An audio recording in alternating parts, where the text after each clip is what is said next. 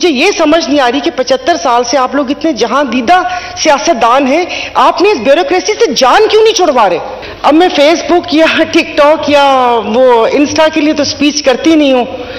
मैं तो ना गुजरा होते हैं ना सुनते हैं। मैं तो कहती हूँ कि वो पहले वाला दौर अच्छा था कि एक बादशाह बैठा था और दरबार लगा होता था, वहीं पर शिकायत करते थे, वहीं वजीर सुनते थे और वहीं पर ही हुक्म होता था सर कलम करने का और उसी वक्त मसला हल हो जाता था।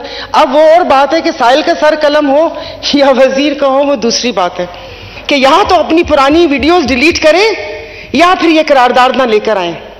तो अब चूंकि यहां पर इतना ज्यादा वो हो गया, अब किसी ने, मैं यहां पर हुई, मुझे थोड़ा टाइम दीजिएगा क्योंकि हो सकता है ये मेरी आखिरी स्पीच हो।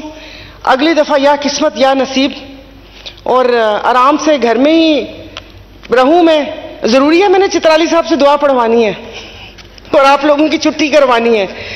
तो कौम जाग चुकी है। जे मैं आ गई और यहां पर किसी ने हमारे अदारों के लिए बात की, मैं कोई चीज उठा के मारूंगी। फिर जैसे आप भगार लगाएं या पुलाव का ढक्कन उठाएं तो खुशबू आती है और आपको पता चलता है कि हाँ ये बना है। तो यहां से वो खुशबू आ नहीं रही है हुकूमत वाली कि पता चले कि कोई हुकूमत भी है। क्योंकि हमारे वजीर दिफा मतलब वो एक उसका जिक्र तो करते हैं ब्यूरोक्रेट का कि जिसकी बेटी की शादी पे 1 अरब 70 करोड़ के उनको सलामियां मिली, नाम नहीं लिया। टीके नाम है उनका, टीके लगाए हुए उन्होंने पूरी कौम को, उनका नाम नहीं लिया। वो अभी भी बैठे हुए और कल उन्होंने बोला था कि नाम नहीं लिया था, मैंने प्रोग्राम में नाम लिया था। बिजनेस टाइकून क्या, मलिक रियाज नाम ले, उनका नाम है, बहरिया टाउन है उनका, अगर ये भी ना पता हो तो यहां पर हम नाम लेने से क्यों घबराते हैं? गालियां खाएं हम लोग, जहां पर जाएं वहां पर ये हो कि ये चोर, ये वो, ऐसे मतलब ये कि बेवकूफ बना के कोई भी हम लोगों को इस किस्म के वो कर ले और फिर हम डरते भी रहे कि हमने उनका नाम भी नहीं लेना। क्यों नाम नहीं लेना? तो सरकारी मुलाजमीन का तो सोच लिया, लेकिन जो प्राइवेट सेक्टर वाले लोग हैं उनका कौन सोचेगा? इन्होंने कहा कि वो कम से कम जो उजरत है वो 35,000 तक, वो देगा कौन? कि आपने कभी सिक्योरिटी गार्ड्स देखे हैं कि उनको 18,18, 20-20 हजार मिलते हैं और 12-12 हजार उनसे वो क्या कहते हैं बेगार नौकरी ली जाती है। तो उन सबको कौन देखेगा? जो घरों में काम करते हैं, जो प्राइवेट नौकर, ड्राइवर, माली, ये वो, उनकी तनख्वाहों का कौन करेगा? 35,000 वो रखी है। लास्ट टाइम तो मैंने कहा था कि 50,000 वाले का बजट बनाकर दिखा दें। क्या अभी ये 35,000 वाले का बजट बनाकर दिखा सकते हैं? तो अब सारी वही बातें, हर चीज पहुंच से दूर हो चुकी है। मगर मसला ये है कि मुझे समझ नहीं आती कि मेरे सब साथी हैं, सब हल्के वाले हैं और मुझे इनकी देखती हूँ मैं सोशल मीडिया पे एक्टिविटीज, तो जाते हैं अपने हलकों में, गली मोहल्ले में भी जाते हैं, लेकिन मुझे ये समझ नहीं आती कि वहां पर उनको कौन सी लॉलीपॉप देकर आते हैं, मतलब क्या बताते हैं।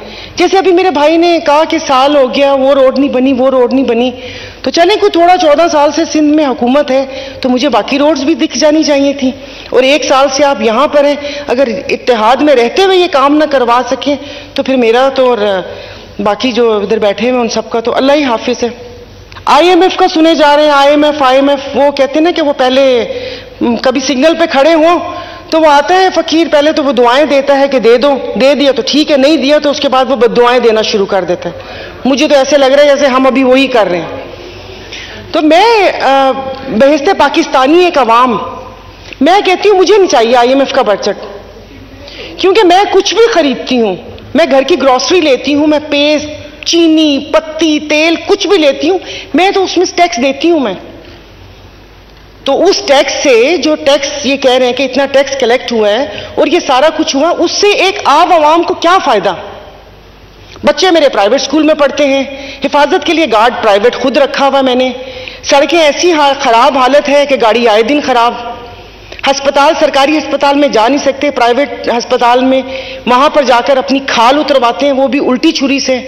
तो ये बजट क्या, ये जो बाबू बैठे हुए हैं, मुझे ये समझ नहीं आ रही कि 75 साल से आप लोग इतने जहां दीदा सियासतदान हैं, आपने इस ब्यूरोक्रेसी से जान क्यों नहीं छुड़वा रहे? कि जिस पे गो स्लो की पॉलिसी अपनाई गई थी और गोली भी चली थी वहां पर, एक क्रू का शहीद भी हुआ था और लाठी भी बरसाई थी। तो वो एक बयान ना, वो जैसे वो एक मच्छर इंसान को वो बना देता है, और ऐसे एक बयान जो है ना, मतलब मुल्क के लिए नुकसानदेह होता है। तो इसके लिए थोड़ी सी मतलब ये कि बंदा इतनी जोश खिताबत में आके किसी को वो ना कर दे कि अपनी तालीमी इदारों पे हम उंगली उठाएं कि कल को जो यहाँ से बच्चे जाते हैं तो वो पायलट्स की डिग्रीज की तरह इस डिग्रीज की भी कोई अहमियत ना हो। सारी गालियां, क्योंकि अब इन 4 सालों में हो गए शुरू